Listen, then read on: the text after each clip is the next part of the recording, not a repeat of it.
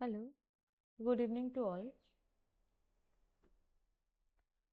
आज class number 50। आज हम लोग पेपर 3 यानी कि कोर्स 4 का यूनिट 5 कवर करने वाले हैं। कोर्स 4 में क्या है, लैंग्वेज अक्रॉस द करिकुलम, जो अभी हम लोगों का चल रहा था। इस यूनिट में हम क्या कवर करने वाले हैं, nature of reading comprehension in the content areas. ये इस यूनिट का नाम है। क्या है? Nature of reading comprehension in the content areas. विषय क्षेत्रों में पठन समझ का रूप स्वरूप। ठीक है, इसके अंदर सब टॉपिक्स क्या क्या है एक बार देख लेते हैं। Reading proficiency in the content areas, social science, science and mathematics, then schema theory, then different text क्या क्या है, expository, narrative, transactional and reflective. ठीक है, ये आपको इस यूनिट में कवर करना है, तब जाके आपका ये पेपर कंप्लीट हो जाएगा। शुरू करते हैं कि रीडिंग प्रोफिशिएंसी क्या है और वेरियस कंटेंट एरियाज में आप रीडिंग प्रोफिशिएंसी को कैसे समझेंगे। First of all, reading proficiency ये एक एबिलिटी होता है, ये एक मतलब पठन दक्षता, ये एक क्षमता होती है, एबिलिटी होती है पढ़ने का, लिखने बस पढ़ने का, इंटरप्रेट करने का और जो भी रिटन मटेरियल है उसको समझने का, उसका तात्पर्य समझने का। ठीक है, ये होता है रीडिंग प्रोफिशिएंसी। रीडिंग प्रोफिशिएंसी का मतलब ये है कि जो भी लिखा हुआ है, लिखित जो सामग्री है, उसका तात्पर्य क्या है ये समझना, ये समझ पाना। पहले तो रीड कर पाना यानी कि पढ़ना, आपको पढ़ना आना चाहिए। देन उसको इंटरप्रेट करना। अब बस रीडिंग करेंगे, उसको समझेंगे नहीं, तब आपका रीडिंग प्रोफिशिएंसी आया है ऐसा आप नहीं कह सकते। रीडिंग प्रोफिशिएंसी तब आता है जब कुछ पढ़ने के बाद उस चीज़ को आप समझ पाते हैं। बहुत सारे लोग देखे हैं, हम न्यूज़पेपर पढ़ते हैं एक एक लाइन, पर उसको वो सीधा मतलब उसी टाइम पे उसको समझ नहीं पाते हैं। ये होता है कभी कभी किसी के मतलब चिंतन में, वो उसका मीनिंग तुरंत नहीं आता है, बाद में उनको पूरा स्टोरी पढ़ने के बाद ओवरऑल एक आइडिया मिलता है। पर पढ़ते पढ़ते चीज़ों को समझ पाना ये एक एबिलिटी होता है, ये हर किसी के अंदर नहीं रहता है। जब कोई बहुत ज़्यादा मतलब पढ़ाई में रहते हैं, पढ़ते हैं, बहुत सारी चीज़ें पढ़ते हैं, तब उनको ये प्रोफिशिएंसी आ जाता है। अगर आप पढ़ेंगे ही नहीं, बिल्कुल भी आप पढ़ाई से डिटैच रहेंगे, तब ये प्रोफिशिएंसी आना मुश्किल है। तो वेरियस जो हमारे पास एकेडमिक डिसिप्लिन्स है, वहाँ पे क्या होता है, हर डिसिप्लिन के अंदर उसको समझना तो ज़रूरी है। अब सोशल साइंस हो, चाहे साइंस हो, चाहे मैथ हो, चाहे लैंग्वेज हो, किसी भी डिसिप्लिन हो, एकेडमिक डिसिप्लिन हो, वहाँ पे पढ़ना और पढ़ने के बाद उस चीज़ को समझना, समझ पाना, ये एक बहुत इम्पॉर्टेंट चीज़ होती है एक एकेडमिक डिसिप्लिन को समझने के लिए। ठीक है, तो हर डिसिप्लिन के लिए रीडिंग प्रोफिशिएंसी जैसे ज़रूरी है, उतना ही इम्पोर्टेंट है कि हर डिसिप्लिन का वोकैबुलरी अलग है। वोकैबुलरी के साथ साथ मतलब जो भी मैसेज, जो भी इंफॉर्मेशन लिखा है, उसको एक्सप्रेस करने का तरीका अलग है। इसीलिए जितना आप प्रोफिशिएंसी के साथ रीडिंग कर पाएंगे, तब हर सब्जेक्ट को समझना भी आपके लिए आसान हो जाएगा। रीडिंग प्रोफिशिएंसी इन सोशल साइंसेस। सोशल साइंस यानी कि सामाजिक विज्ञान में पठन दक्षता का मतलब क्या है, कि सामाजिक विज्ञान के अंदर क्या क्या आता है। इतिहास, भूगोल, राजनीति विज्ञान, समाज शास्त्र, ये सारे बहुत सारे सब्जेक्ट्स इसके अंदर शामिल होते हैं। अब इसके अंदर हर सब्जेक्ट का पढ़ने का एबिलिटी अलग अलग होता है। हर सब्जेक्ट में रीडिंग करने का स्कोप आपको बहुत सारा मिलेगा, है ना। यहाँ पे ये तो थ्योरी बेस है, यहाँ पे प्रैक्टिकल उतना है नहीं, तो थ्योरी बेस्ड सब्जेक्ट में आपको बहुत सारे इंफॉर्मेशन प्रोवाइड किया जाता है, पर उसका एस्पेक्ट डिफरेंट होता है। हिस्ट्री को समझने के लिए, ज्योग्राफी को समझने के लिए, इकोनॉमिक को समझने के लिए आपको अब हर सब्जेक्ट का प्रेजेंटेशन अलग होता है। आपको वोकैबुलरी हर सब्जेक्ट में अलग अलग देखने को मिलेगा। ज्योग्राफी में जो वर्ड्स यूज़ किया जाता है वो हिस्ट्री में नहीं होता है, और हिस्ट्री में जो वर्ड्स यूजेस होती है वो इकोनॉमिक्स में नहीं होता है। तो हर सब्जेक्ट का वोकैबुलरी अलग होता है। वोकैबुलरी को अब ऐसा तो नहीं है कि वर्ड आपको पता है पर उसका मीनिंग नहीं पता है, ऐसे भी तो नहीं चलेगा। हर सब्जेक्ट के लिए जो स्पेसिफिक वर्ड्स है उसका मीनिंग भी आपको आना ज़रूरी है ना। तब जाके ओवरऑल पूरे सोशल साइंस सब्जेक्ट का मतलब क्या है, इसके अंदर क्या क्या इंफॉर्मेशन प्रोवाइड किया गया है, ये सारी चीज़ें आपको समझ में तब आएगा। ठीक है। कि रीडिंग स्किल्स रिक्वायर्ड, इसके लिए क्या क्या रीडिंग स्किल का रिक्वायर्ड है ये एक बार देख लेते हैं। Understanding cause effect relationship. देखिए सोशल साइंस के अंदर मेनली इंफॉर्मेशन रहता है डिस्क्रिप्टिव टाइप के, यानी कि घटनाएं हैं उसको डिस्क्राइब किया गया है। कुछ भूमि रूप है ज्योग्राफी के अंदर उसको एक्सप्लेन किया गया है। या फिर इकोनॉमिक्स में अगर देखा जाए कि मॉनिटरी जो सर्विस है, मॉनिटरी जो स्ट्रक्चर है उसको डिस्क्राइब किया गया है। यानी कि यहाँ पे हमेशा आपको कॉज एंड इफेक्ट रिलेशनशिप को समझना ज़रूरी हो जाता है। तो स्टूडेंट को मतलब हर सब्जेक्ट को पढ़ने के बाद क्या इसके पीछे रीज़न है ये जानना ज़रूरी है। आप रीड करके चले गए और आपको फर्स्ट वर्ल्ड वॉर का रीज़न ही पता नहीं चला, है ना। आपको रीडिंग आता है पर उसका मीनिंग नहीं समझ में आया, तब आपको कुछ फ़ायदा नहीं है ना। तो ओवर टाइम कैसे इवेंट हो रहा है, उसके बेसिस पे क्या उसका इफेक्ट चल रहा है, ये सारी चीज़ें आप जान सकते हैं। अगर प्रॉपर आपका रीडिंग स्किल होगा तो आप सोशल साइंस से ये सारी चीज़ें जान सकते हैं। देन कंपेयरिंग डिफरेंट पर्सपेक्टिव को कंपेयर करके चीज़ों को समझना। यानी कि हिस्ट्री, पॉलिटिकल साइंस ऐसे सब्जेक्ट्स में बच्चों को जितना वेरियस व्यू पॉइंट से बच्चे इवेल्युएट कर पाएंगे तब चीज़ों को और आसानी से वो समझ सकते हैं। तो कंपेयर करके चीज़ों को समझ पाना ये भी एक चीज़ है। Then interpreting maps, charts, graphs. Geography में, इकोनॉमिक्स में बहुत सारे मैप्स, चार्ट्स वगैरह रहता है, उसको देख के समझ पाना ये भी एक बात है। आपको मैप दिखा दिखा के टीचर पढ़ाते हैं, आप देखते हैं और घर जाके भूल जाते हैं। क्यों? क्योंकि आपको मैप देखना नहीं आता है। मैप देखना भी एक अलग चीज़ होती है, आसान है पर वो भी सीखना पड़ता है। ऐसा नहीं है कि आप मैप देख के आप समझ जाएंगे हर एक चीज़, ऐसा नहीं है। मैप के अंदर लॉन्गिट्यूड, लैटिट्यूड, लैटलॉन्ग जिसको बोलते हैं, ये सारे बहुत सारे रेखाएं आपको देखने को मिलेगा। ये सारी चीज़ों का मीनिंग आपको पता होना चाहिए, उसका क्या डिग्री है, क्या मिनट है, ये सारी चीज़ें अगर आपको पता नहीं होगा तो मैप आप रीड नहीं कर पाएंगे। चार्ट्स को एक्सप्लेन करने का तरीका आपको समझना पड़ेगा, है ना। ग्राफ्स वगैरह दे देते हैं, एक्स वाई रहता है पर आपको समझ में नहीं आता है कि एक्स किधर होता है, वाई का मीनिंग क्या होता है, ज़ीरो कहाँ पे लगाते हैं। ये सारी चीज़ें आपको पहले सीखना पड़ेगा, तब जाके आप ये सारे सब्जेक्ट का जो कोर नॉलेज है वो आप अंडरस्टैंड कर पाएंगे। Then analysing arguments and evidence.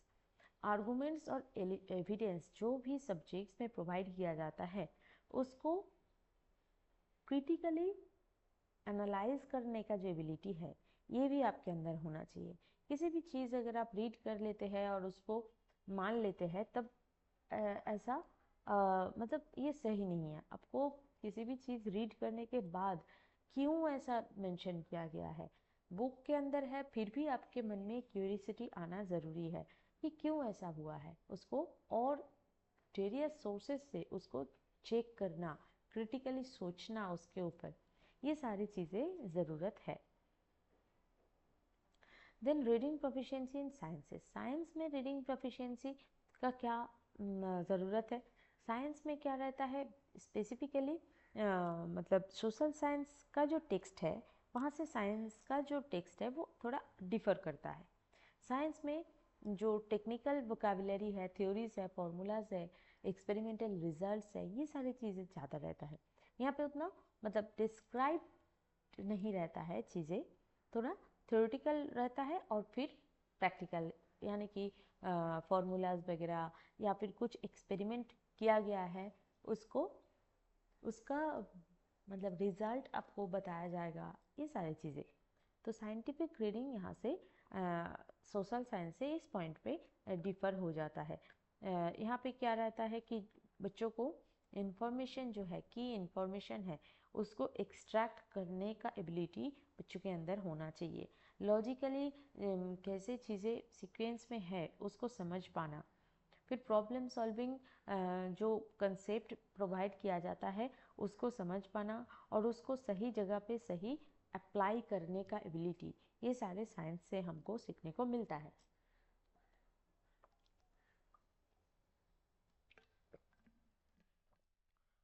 Then की रीडिंग स्किल्स रिक्वायर्ड, कि आवश्यक पठन कौशल क्या क्या है। साइंस टेक्स्ट को समझने के लिए डिकोडिंग साइंटिफिक वोकेबुलरी। फर्स्ट क्या है डिकोडिंग साइंटिफिक वोकेबुलरी। साइंस में जो भी वोकेबुलरी रहता है वो सारे टर्म्स को डिकोड करना मतलब अंडरस्टैंड करना, समझ पाना। फोटोसिंथेसिस, एक्सीलरेशन, डीएनए रेप्लिकेशन, ये सारे स्पेसिफिकली साइंटिफिक वोकैब है, तो उसको समझ पाना भी इम्पॉर्टेंट चीज़ है। Then following experimental procedure, step by step methodology experiment में जो होता है उसको समझ पाना। पहले तो रीड करना पड़ेगा आपको, देन उसको समझ पाना। फॉलोइंग एक्सपेरिमेंटल प्रोसीड्योर, ये जो स्टेप बाय स्टेप मेथड को फॉलो किया जाता है इसी को एक्सपेरिमेंटल प्रोसीड्योर कहा जाता है। Then interpreting scientific diagrams and graphs, जो टेबल्स, चार्ट, लेबोरेटरी रिपोर्ट्स वगैरह दिया जाता है उसको एक्सट्रैक्ट करना, वहाँ से इंफॉर्मेशन को एक्सट्रैक्ट करना, ये होता है interpreting scientific diagrams and graphs.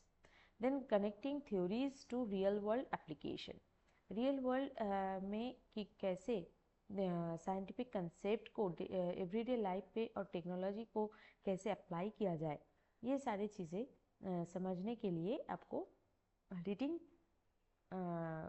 Skill यानी कि पठन कौशल का ज़रूरत है। Then reading proficiency in mathematics, गणित में पठन दक्षता। गणित में पठन दक्षता का क्या रोल है, बाकी सब्जेक्ट्स एक साइड में और मैथ्स दूसरे साइड पे, है ना। क्यों? क्योंकि यहाँ पे नंबर, सिंबल्स, लॉजिकल रीजनिंग, ये सारी चीज़ें रहता है जो दूसरे सब्जेक्ट्स में उतना रहता है पर इतना इम्पोर्टेंटली नहीं रहता है। पर मैथ्स में पूरा का पूरा नंबर, सिंबल्स, लॉजिकल रीजनिंग ही रहता है। मैथ्स को समझने के लिए रीडिंग एबिलिटी ज़रूरत है। किस टाइप का? इक्वेशन को समझना, इक्वेशन को इंटरप्रेट करना, हर इक्वेशन का मतलब रीड कर पाना भी आपको समझना पड़ेगा, सीखना पड़ेगा।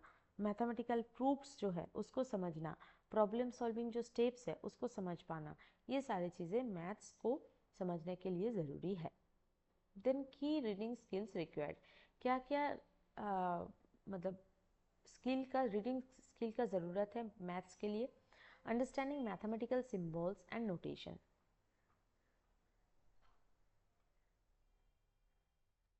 डेसिफरिंग सिम्बल्स लाइक समेशन, पाई, ये सारे मतलब समेशन, पाई, ये सारे सिंबल को समझ पाना। डेसिफर करना मतलब उसको समझ पाना, ठीक है। तो मैथमेटिकल सिम्बल्स, नोटेशन को समझ पाना। Then reading and interpreting word problems, जो वर्ड प्रॉब्लम्स है उसको समझ पाना और रियल वर्ल्ड सिचुएशन में उसको अप्लाई कर पाना, है ना। Then following logical sequence, logical sequence को कैसे फॉलो किया जाता है उसको समझ पाना। Understanding step by step solution.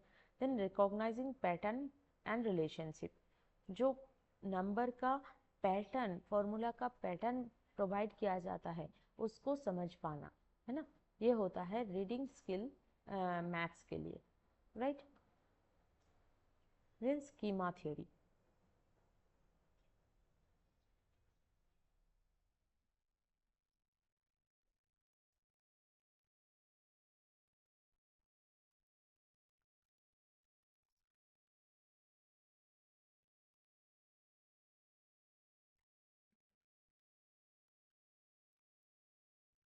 Schema theory क्या है और इसका रोल क्या है रीडिंग कम्प्रीहेंशन में।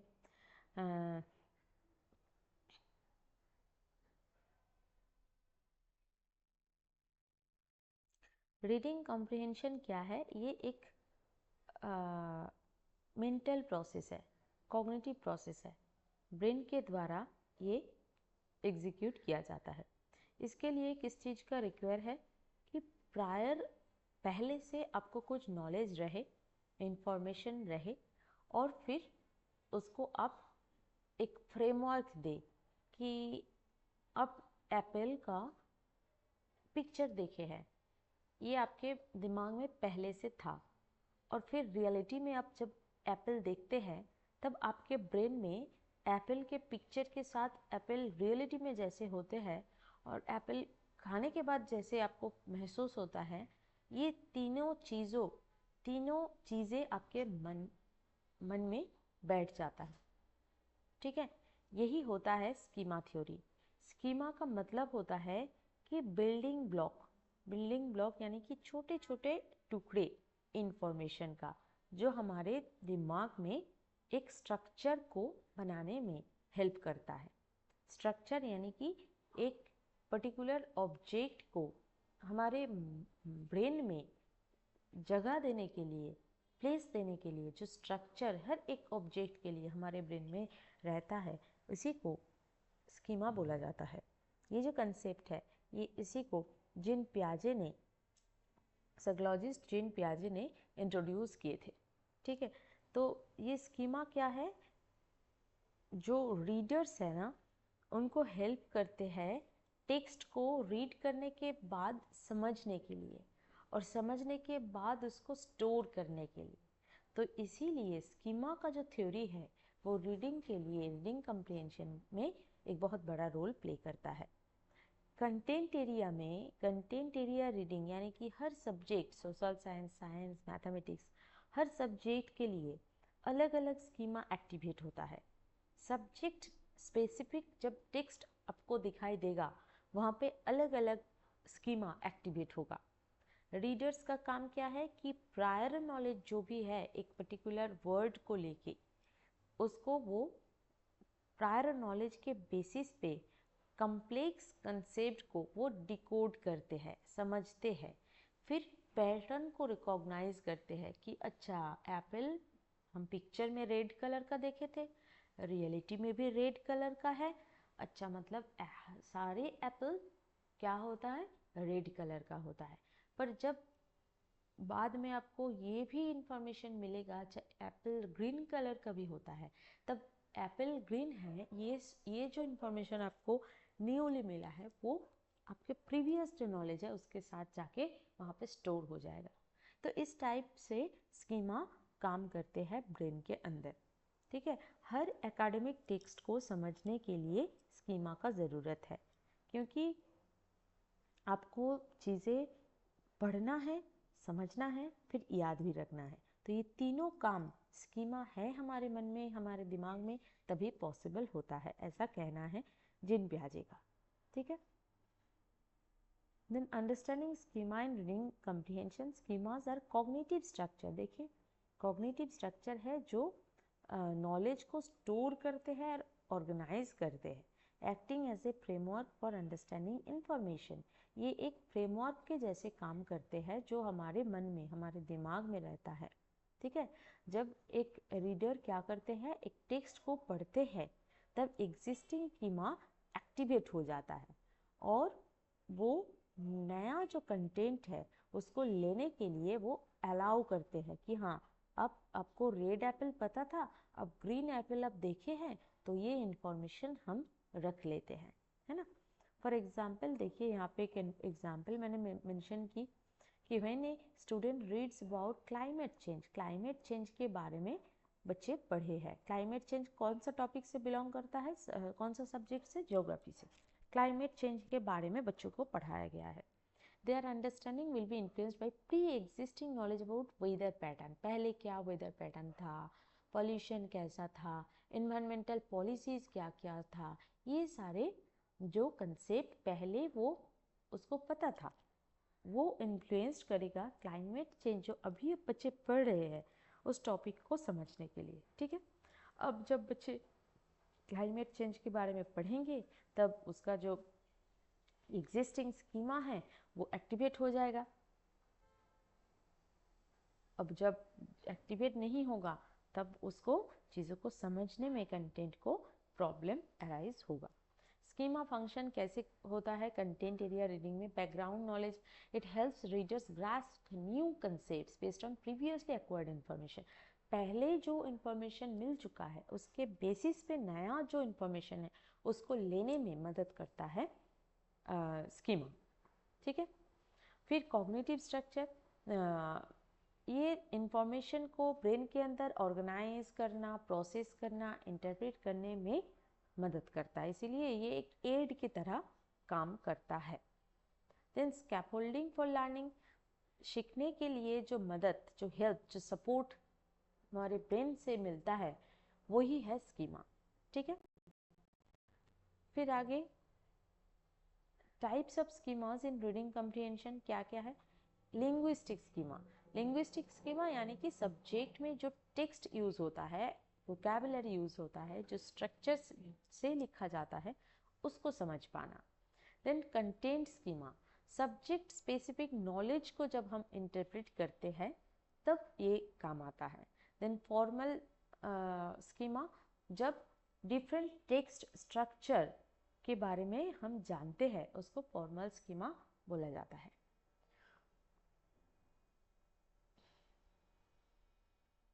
ठीक है, अब आते हैं different types of text, expository, narrative, transactional and reflective. ये तो गया स्कीमा का कंसेप्ट, स्कीमा थ्योरी। अब आते हैं डिफरेंट टेक्स्ट्स पे।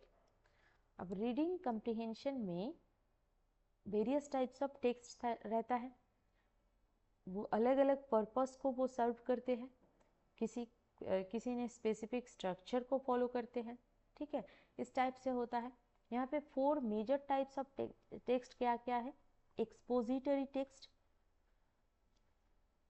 एक्सपोजिटरी टेक्स्ट क्या होता है कि जहाँ पे factual information and explanation provide किया जाता है, यानी कि बस आपको फैक्ट, क्या घटनाएं, क्या इंसिडेंट हो चुका है, क्या घटना उस टाइम पे हो चुका था, उसको लेके यहाँ पे जो टेक्स्ट हम लिखते हैं, इसको मतलब एक इंसिडेंट को एक्सप्लेन करने के लिए जैसे हम लिखते हैं, जिस टेक्स्ट मतलब जिस तरीके से टेक्स्ट को लिखते हैं वही आता है एक्सपोजिटरी टेक्स्ट के अंदर। ठीक है, जहाँ पे फैक्चुअल इंफॉर्मेशन आपको मिलता है।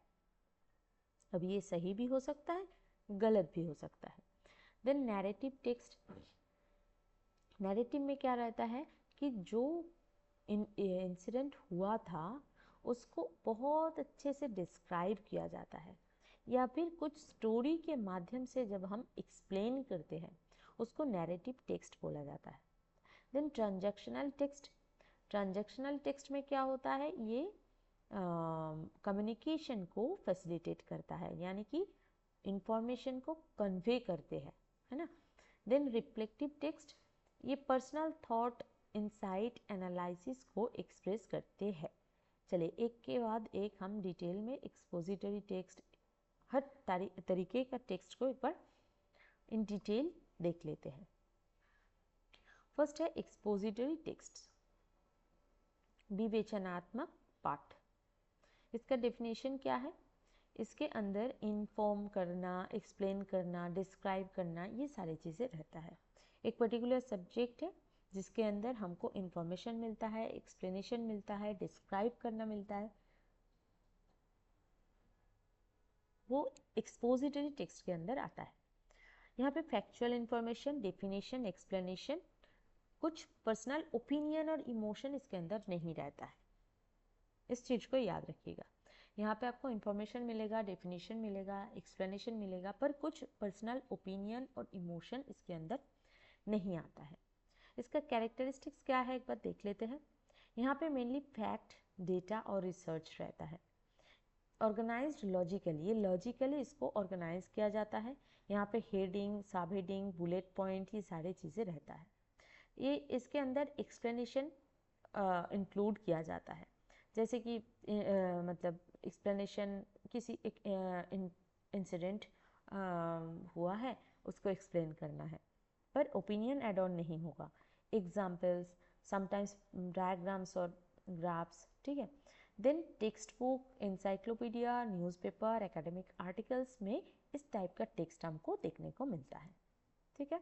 एग्जाम्पल क्या है कि ये science text book explaining the water cycle with diagram and text by step by step description, ये होता है एग्जाम्पल ऑफ एक्सपोजिटरी टेक्स्ट। एक इंसिडेंट है, उसको आप एक्सप्लेन कर रहे हैं, उसके अंदर कुछ इमोशन, ओपिनियन, पर्सनली आप नहीं ऐड कर सकते हैं, ठीक है।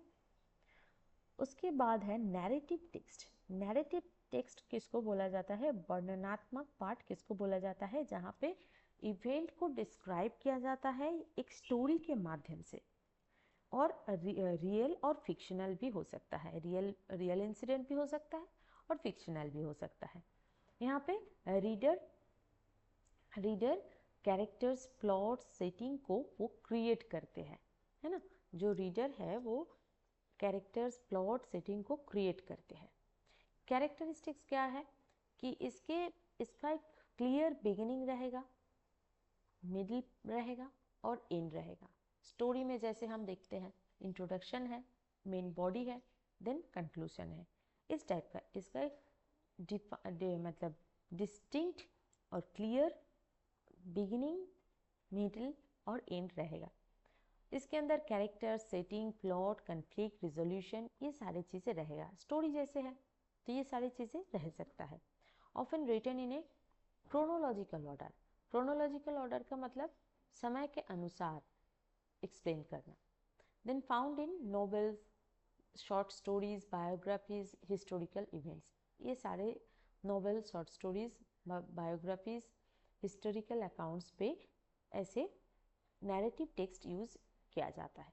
For example biography of Mahatma Gandhi, जहाँ पे उनका childhood struggles, contribution in India's independence, ये सारी चीज़ें डिस्क्राइब किया गया था। Then transactional text. Transactional text को स्वयं व्यवहारिक पाठ भी बोला जाता है। इसके अंदर क्या रहता है? कम्युनिकेशन, दोनों इंडिविजुअल और ऑर्गेनाइजेशन के बीच जो बातचीत चलता है उसको ट्रांजैक्शनल टेक्स्ट बोला जाता है। इसका एम रहता है इंफॉर्मेशन प्रोवाइड करना, रिक्वेस्ट करना, इंस्ट्रक्शन देना। इसका कैरेक्टरिस्टिक्स क्या है? ये क्लियर होता है, कंसाइज होता है, टू द पॉइंट होता है। ये फॉर्मल, इनफॉर्मल दोनों तरीके का हो सकता है। कंटेक्स्ट क्या है उसके ऊपर डिपेंड करके ये फॉर्मल, इनफॉर्मल होता है। इसके अंदर बुलेट पॉइंट्स रहता है, नंबर्ड लिस्ट रहता है, स्ट्रक्चर्ड फॉर्मेट रहता है, जैसे कि emails, letters, reports, business documents, instruction, ये सारी चीज़ों में आपको ट्रांजैक्शनल टेक्स्ट देखने को मिलेगा। जैसे बिजनेस ईमेल ये एक प्रकार का ट्रांजैक्शनल टेक्स्ट है जहाँ पे इंफॉर्मेशन प्रोवाइड किया जाता है। देन है रिफ्लेक्टिव टेक्स्ट। रिफ्लेक्टिव टेक्स्ट चिंतनशील पाठ। इसके अंदर क्या रहता है? Personal thought. जो हम पहले एक्सपोजिटरी में बोल रहे थे कि पर्सनल थॉट ओपिनियन नहीं आएगा, पर रिफ्लेक्टिव में पर्सनल थॉट आएगा। आपका क्या एक्सपीरियंस रहा है, आपका क्या, आप क्या सोच रहे हैं, इनसाइट, ये सारी चीज़ें पर्टिकुलर टॉपिक को लेके आप बिल्कुल लिख सकते हैं। इससे क्या होता है? डीप थिंकिंग, सेल्फ एनालिसिस, ये सारी चीज़ें इनकरेज होता है। कैरेक्टरिस्टिक्स क्या है? Express personal opinion, emotional reflection. Then ये फर्स्ट पर्सन में लिखा जाता है, आई से स्टार्ट होता है, आई हैव सीन दैट, ये सारी चीज़ें फर्स्ट पर्सन से शुरू होता है। They may include anecdotes, lesson learn, philosophical thought, ये सारी चीज़ें। एनेक्डोट्स माने मतलब कि कुछ समय से, अब बहुत दिनों से कुछ देख रहे हैं, कुछ घटना का मतलब क्रोनोलॉजिकली आप देख रहे हैं उस चीज़ को। फिर लेसन, क्या क्या आप सीखे हैं, डायरी टाइप का। फिलोसॉफिकल थॉट, ये सारी चीज़ें रह सकता है। जैसे कि diary, personal essays, memoirs, opinion pieces, ये सारे इसका एग्जाम्पल है ना। तो ये तो गया कंटेंट पार्ट। अब हम आते हैं सीधा PYQs में। 2019 से 23 में क्या क्या पूछा गया है। What is schema? What is schema ये दोनों ईयर्स में पूछा गया है, 19 और 23 दोनों ईयर्स में ये पूछा गया है 2 मार्क्स के लिए। स्कीमा क्या है? ये साइकोलॉजिकल पर्सपेक्टिव है, जहाँ पे मतलब साइकोलॉजिकल पर्सपेक्टिव है। साइकोलॉजी के अंदर जो कॉग्निटिव पार्ट है उसका मेन पार्ट है स्कीमा, जहाँ पे इंफॉर्मेशन को ब्रेन के अंदर लेना, ऑर्गेनाइज करना और इंटरप्रेट करना, ये इंक्लूड होता है। ठीक है, मेंटल स्ट्रक्चर के जैसे एक काम करता है, ये एक्ट करता है, और मतलब जितने भी इंफॉर्मेशन है उसको ब्रेन में एक शेप देना, एक फ्रेमवर्क देने में ये मदद करता है। ठीक है, जो भी हमारा एग्जिस्टिंग मतलब जो प्रीवियस नॉलेज है उसके बेसिस पे नया नॉलेज को वो सेट करने के लिए दिमाग के अंदर ये काम करता है। Then what is transactional text? अभी हम डिस्कस किया है। Give one example of transactional text. 2023 में ये पूछा गया था। ट्रांजैक्शनल टेक्स्ट क्या है कि यहाँ पे ट्रांजैक्शनल टेक्स्ट में क्या होता है, इंफॉर्मेशन कन्वे किया जाता है। इंफॉर्मेशन कन्वे किया जाता है मतलब थ्रू कम्युनिकेशन। ठीक है, इसका प्राइमरी फंक्शन क्या है? मतलब कुछ स्पेसिफिक गोल रहेगा, उसको अचीव करना। फॉर एग्जांपल, आपको एक मीटिंग शेड्यूल करना है, तो उसके लिए जब आप एक फॉर्मल मेल लिखते हैं, इसको बोला जाता है ट्रांजैक्शनल टेक्स्ट। ठीक है, just a minute.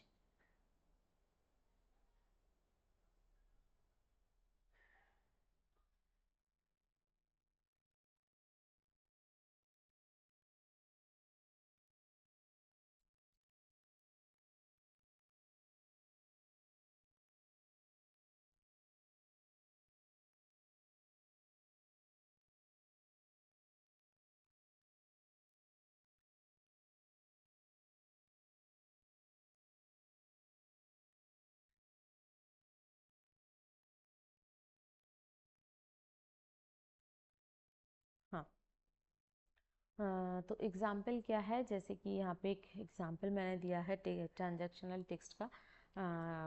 Dear mister Sharma, could you please confirm your availability for a meeting on Thursday at 10 AM?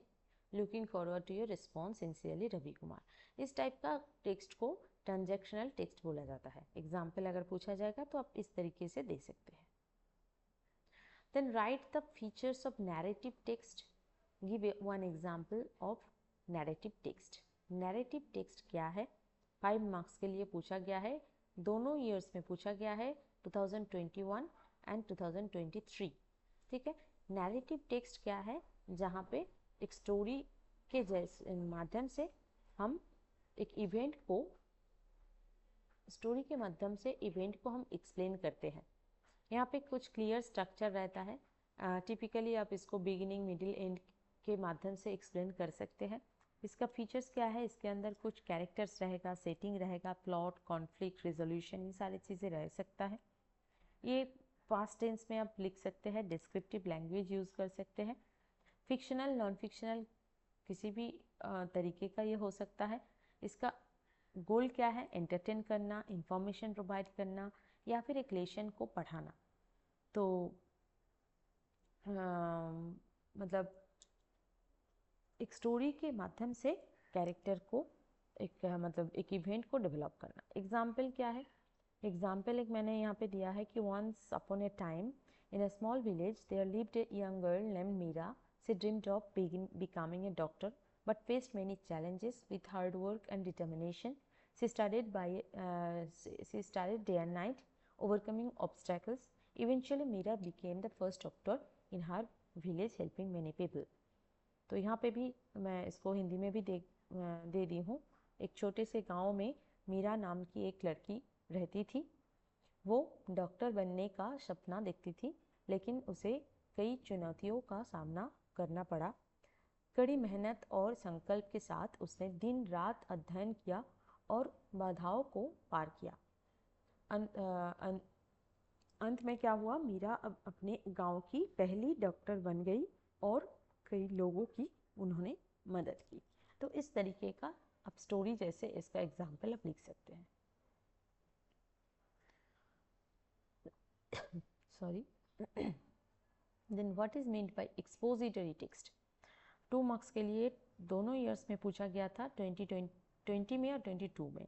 Expository text क्या होता है कि ये एक टाइप ऑफ राइटिंग है जहाँ पे मतलब क्लियर कट किसी इंसिडेंट को एक्सप्लेन किया जाता है, इंफॉर्मेशन दिया जाता है और डिस्क्राइब किया जाता है। इसका पर्पस ही होता है कि फैक्ट को प्रेजेंट करना, कंसेप्ट को एक्सप्लेन करना, इंफॉर्मेशन को प्रोवाइड करना।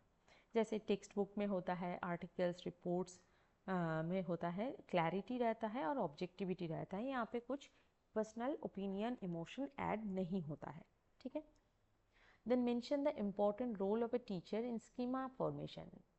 बहुत इंपॉर्टेंट क्वेश्चन है, 2020 में पूछा गया था। स्कीमा फॉर्मेशन में टीचर का रोल क्या है? एक टीचर हेल्प कर सकते हैं बच्चों के अंदर स्कीमा डेवलपमेंट में। कैसे? हर सब्जेक्ट के लिए अलग अलग स्कीमा एक्टिवेट होता है, तो नया जो कंसेप्ट है उसको इंट्रोड्यूस करने के लिए पहले से जो उस रिलेटेड इंफॉर्मेशन मिला है उसके साथ उसको कंबाइन करना है। रियल वर्ल्ड एग्जाम्पल जितना टीचर देंगे वो उतना ही रिलेट कर पाएंगे बच्चे, है ना। तो टीचर का रोल यहाँ पे क्या है? एग्जाम्पल के साथ पढ़ाना, ये हो जाता है। Then teachers connect new information with students existing knowledge, creating a cohesive understanding. जो मतलब एग्जिस्टिंग नॉलेज है उसके साथ जब न्यू इन्फॉर्मेशन टीचर्स देते हैं तब एक अंडरस्टैंडिंग उसको मतलब इन डिटेल में उसको समझाना पड़ेगा, तभी जाके वो समझ पाएंगे चीज़ों को। स्कैफोल्डिंग सपोर्टिंग, यानी कि बच्चों को मतलब न्यू इन्फॉर्मेशन को ग्रास्प करने के लिए टीचर का रोल हो जाता है स्कैफोल्डिंग जैसे, यानी कि लैडर के तरह काम करते हैं और सपोर्टिव एक रोल प्ले करते हैं। टीचर्स डाइवर्स मेथड यूज़ करके जब पढ़ाते हैं, visual aids, discussion, hands on activity, ये सारी चीज़ें जब वो यूज़ करते हुए पढ़ाते हैं तब क्या होता है, वो बहुत आसानी से बच्चों को मतलब कंसेप्ट क्लैरिटी करवाने में वो मतलब हेल्प कर पाते हैं, है ना। और क्या है, एक्टिव एंगेजमेंट और रिफ्लेक्शन में बच्चों को प्रोत्साहित करना कि चलो हम डिस्कशन में सब मिलके भाग ले, कोलैबोरेटिव वे से अगर पढ़ें तब हमारे दिमाग में जो भी कंसेप्ट है वो आसानी से समझ में आएगा। और क्या है, टीचर बच्चों के अंदर जो स्कीमास है उसको डेवलपमेंट में और एक तरीके से हेल्प कर पाते हैं जब मेमोराइजेशन पे फोकस करते हैं कि जब एक पर्टिकुलर इन्फॉर्मेशन प्रोवाइड किया गया है उसको रिपीटेडली याद करो। जितना मेमोरी रिटेंशन बढ़ेगा, क्रिटिकल थिंकिंग वो करने का एबिलिटी उसके अंदर आएगा। और क्या है कि कॉग्निटिव ग्रोथ को फॉस्टर करने के लिए एक्टिव इन्वॉल्वमेंट का ज़रूरत है, वो टीचर ही करवा सकते हैं, है ना। अच्छा, ज़्यादा क्वेश्चंस इसमें से था नहीं।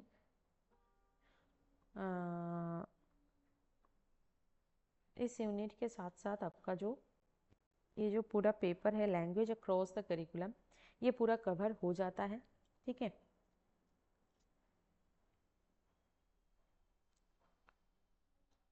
लैंग्वेज अक्रॉस द करिकुलम पूरा मतलब कंटेंट डिस्कशन भी हो गया और इसका PYQ भी, हर यूनिट का अलग अलग मतलब PYQ हम उठाए और डिस्कस किए हैं, ठीक है।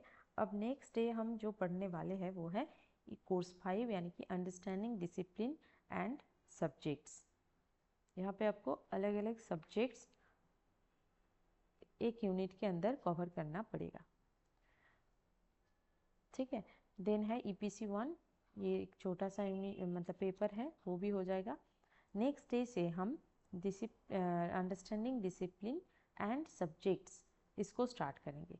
ऐसे ही मतलब एक एक यूनिट कंटेंट डिस्कस होगा, उसके बाद हम PYQ सॉल्व करेंगे, ठीक है।